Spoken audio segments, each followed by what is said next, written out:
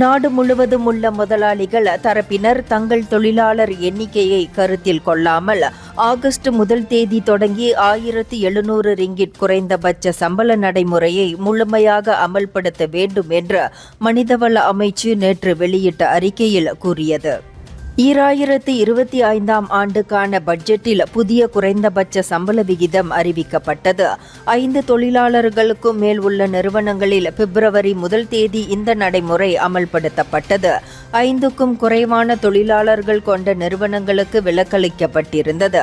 ஆனால் வரும் ஆகஸ்ட் 1 தொடங்கி அனைத்து முதலாளிகளும் 1700 ரிங்கிட் குறைந்தபட்ச சம்பள நடைமுறையை முழுமையாக அமல்படுத்த வேண்டும் என்று அந்த அறிக்கை தெரிவித்தது.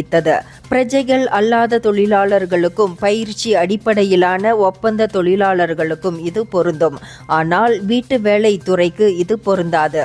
ஆனாலும் அனைத்து தொழிலாளர்களுக்கும் தொழிலாளர் உரிமையை பாதுகாக்கும் வகையில் இந்த குறைந்தபட்ச சம்பள நடைமுறையை சட்டத்திற்கேற்ப கடைபிடிக்க வேண்டும் என்று அந்த அறிக்கை குறிப்பிட்டது.